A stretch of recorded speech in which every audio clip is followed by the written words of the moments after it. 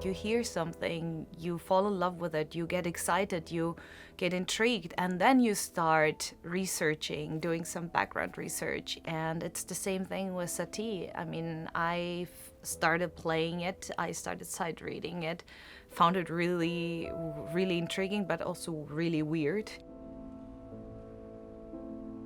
Hi, I'm Alice Sara Ott. I have picked Gymnopédie 1 and Gnossienne number 3, and that's what I would love to talk about.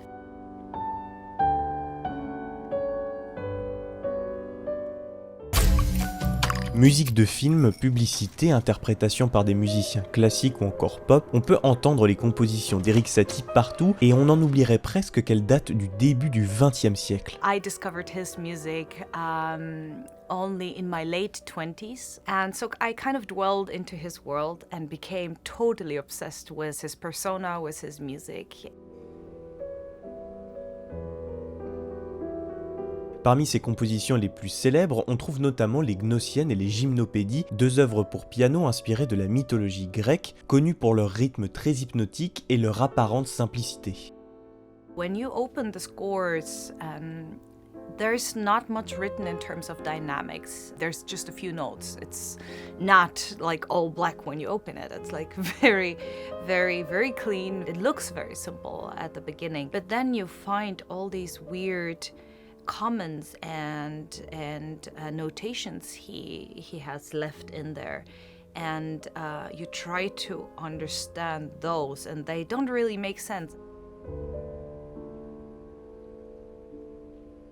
I think the Gnossiennes kind of caught my attention because his music has this very special and at the same time particular world of sound, and I think back then these terms didn't exist, but he's definitely the father or laid the ground for a repetitive and minimal music.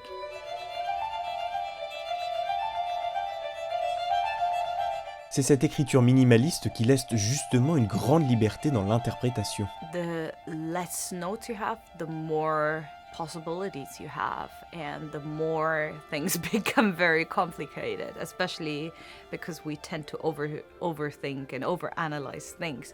But with Satie's music, it's very special because it depends very much on the context, also what I play around before and after. It has an influence on the tempo I take.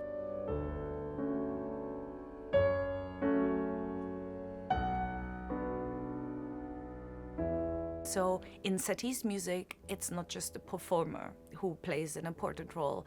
The audience plays an equally important role because I'm, as a performer, so dependent on how the audience collaborates with me, and only together we can create an atmosphere that lets us hear how this special sound of Satie's, like every note, disappear in the space we are in.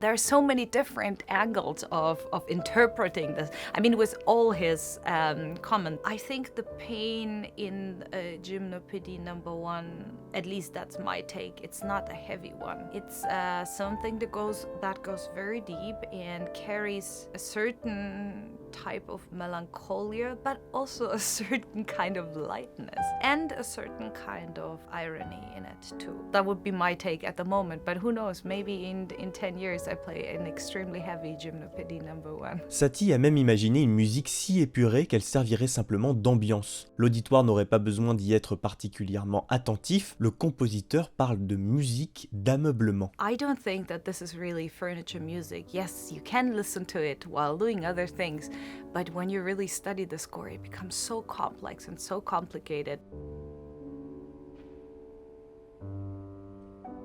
These minimalistic moments you can hear in Debussy, you can hear in Ravel as well, but I think it is a very special language that belongs to Satie and influenced the coming generation.